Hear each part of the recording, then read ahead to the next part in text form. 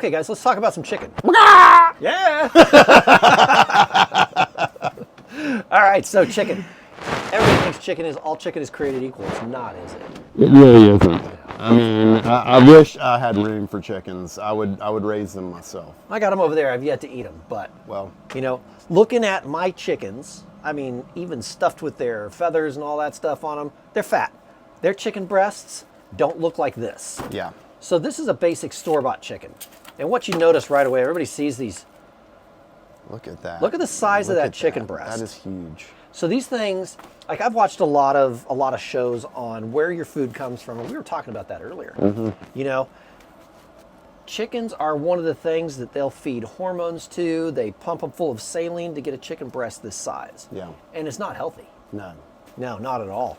I'm sure you've seen a lot of this stuff in working with the seasonings. We do, and I buy a lot of chicken to in order to do my demonstrations and such, and so I've come across a lot of chicken, and so when we eat it, I personally want to know where it's come from and how it's been handled and what it's been fed, and because all that stuff comes back through.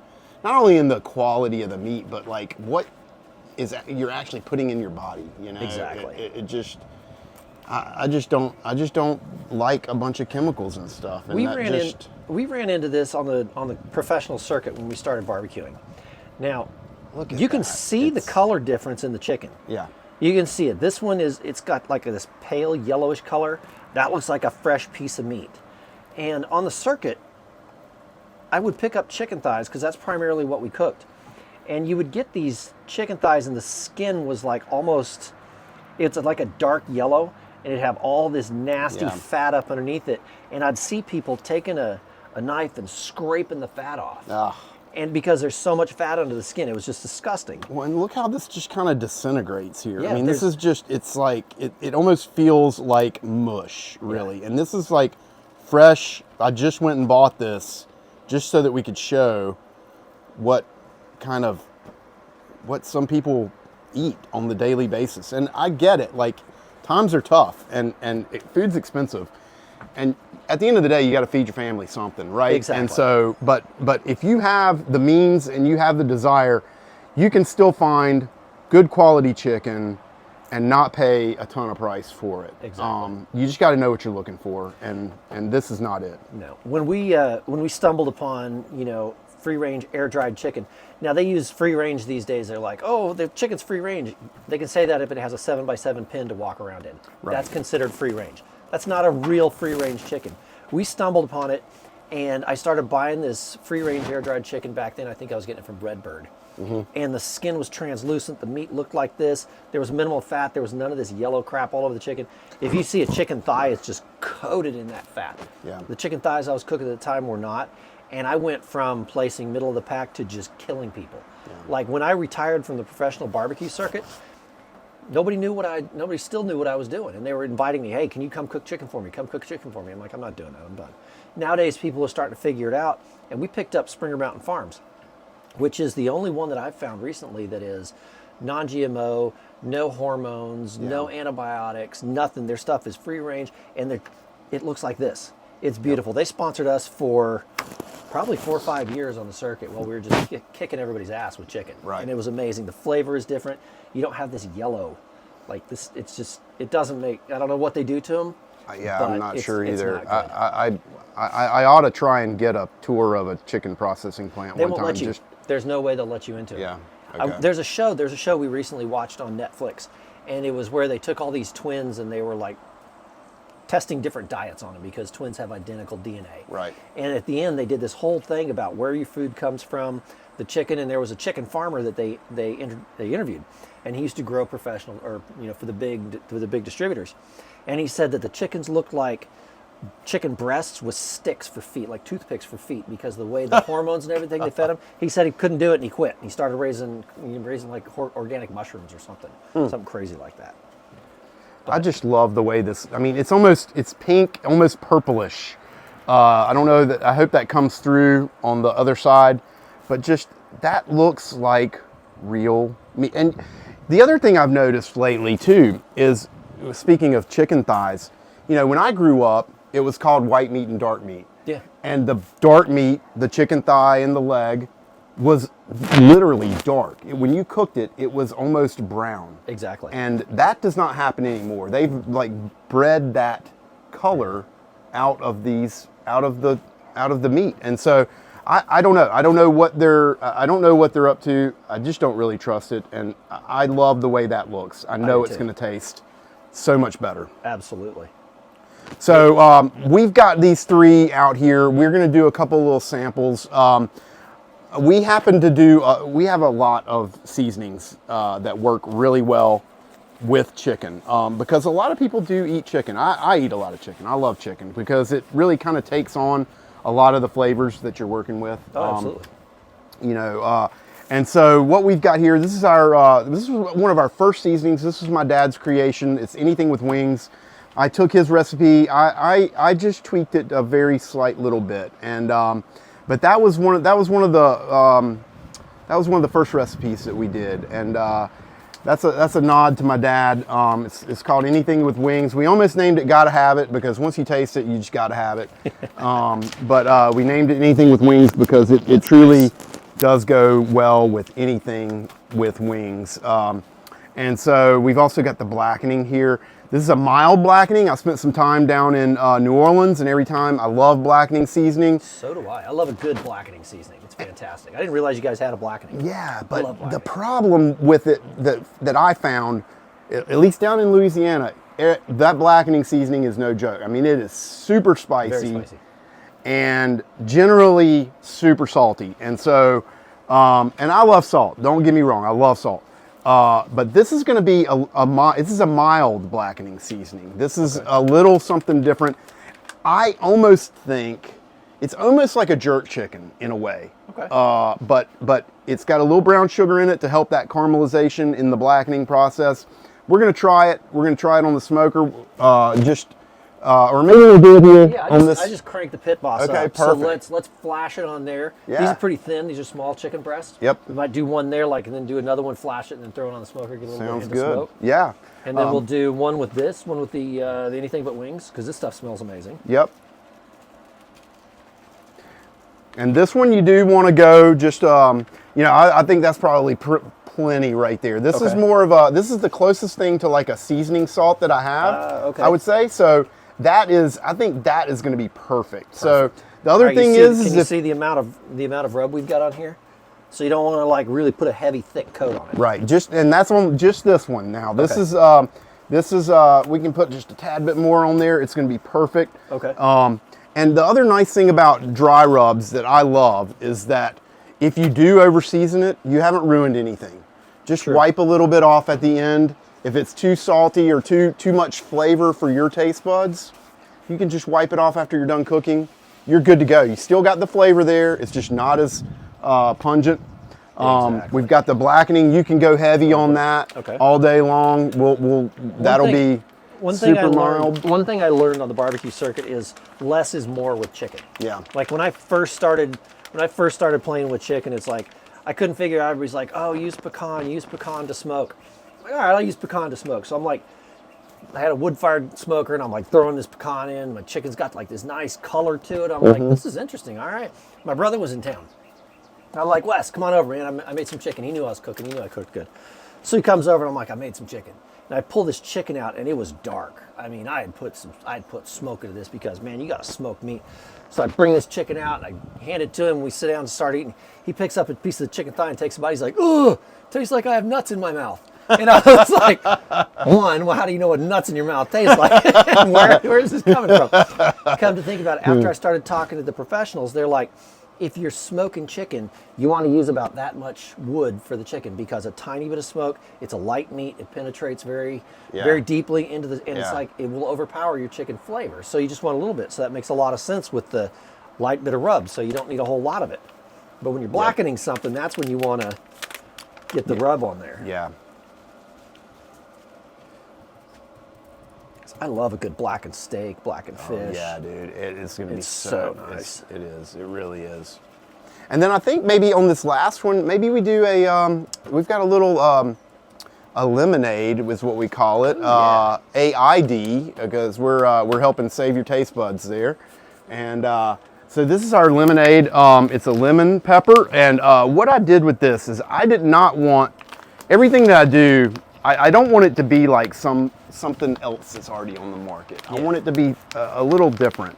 So this has 3 different types of pepper in it. It's going to take you on a your tongue on a pepper progression. It's got bird's eye pepper, it's got black pepper, and it's got ghost pepper in it. Oh, nice. And so what we're going to do is it's got a little bit of honey powder, so it is going to like kind of crystallize on there or caramelize on there. And honestly, like I put this directly on like popcorn, and it's kind of like a healthy white cheddar. It's got that kind of tang from like the white cheddar flavor, and but it's got that lemon zest. It's got a ton of lemon zest. It's got lemon thyme in it. It's going to give you a huge mouth punch of lemon. Then you're going to taste that black pepper on the front part of your tongue, the bird's eye pepper on the middle part of your tongue, and then that ghost pepper is going to hit you on the back end, but it's going to go away really fast. It's really nice. This sounds like it'd be a candidate for the flat grill. Absolutely. Okay, Yep. so we'll throw this one. Let's throw this one on the smoker. Yeah. Because this one looks like it's be good. What do we got? 300. That'll work us really well. Perfect. All right, and then I've got the flat grill fired up. If you want to open it, All right. let's get some oil going. I powered that thing all the way up so we can Now do your way this. here. And on a completely different side note, you guys, we've talked about smoker preservation. We've talked about taking care of your equipment. I haven't used this thing in probably 6 to 8 months. I opened it up, and it's been sitting out here in the winter. The moisture had gotten into it. It had rusted it. Make sure you take care of your smokers in the winter because I had to reseason the entire thing before we started today. So this thing's nice and hot. Let's take this. Yep. Let's take this bad boy and get it on here. Let's get a little bit more oil there. Yeah. And then one more. These things shouldn't take very long at all. Yeah. Not at all. I'm just gonna go hit it on top too for absolutely. just a little drizzle. When we flip. Talking about these breasts versus those breasts, I've got some really good friends that are from South Africa, and over in South Africa they've got what they call a South African dry. Oops, and it's their version of a community barbecue. It's huge. Okay. And when they got to the U.S., they moved to the U.S. when they were younger. When they got here, he said the first time he saw an American chicken breast, he was like, "What is that?" Yeah. I've never seen anything that big because it was like that huge and fat. And he's like, chickens don't grow breasts like that. Yeah. So it's crazy. When you see something like that, it's like, that's a normal chicken breast. Right. Yeah. This already smells amazing. I can smell the lemon pepper. I know. That smells so good. Okay. Let's see what we're looking like there. Oh, look at that beautiful black seasoning. Yeah. Look at that. Can you see that? Look at this.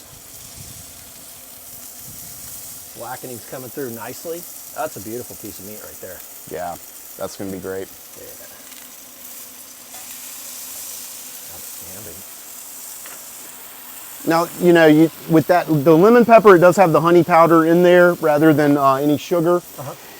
Sometimes it will, if you're not careful and you don't have a really nice greased pan, you're going to lose a little bit, right? It's going to kind of stick to the pan.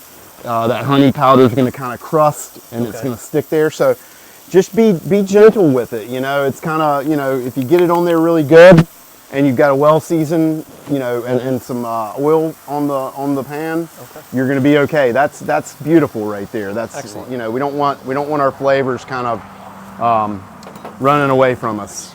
Let's get a clean cutting board so we don't have any. These ones are going to cook up fast. They're going to be done here real quick. Oh yeah. Let's see, I've got my. Oop, I keep getting back in the way of it. Oh, we're all good. I've got my handy dandy. We still got a little ways to go. We're at 100. All right. Close the heat, lock that in there. Yeah, so these are going to be. This is going to be amazing. This stuff smells really good. Let me actually change these gloves since we handled raw.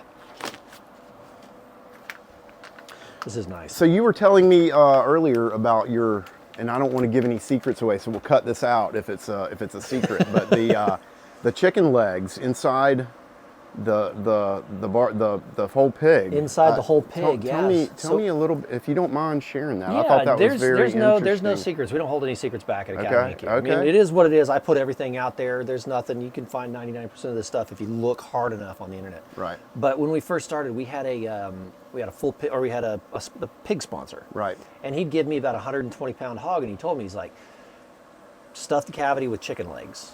I was like, that's weird. So the first time we did it, we were in Rio Rancho, New Mexico, and I went and bought like 50 chicken legs and just stuffed the cavity with it, sealed the cavity up, and cooked this thing.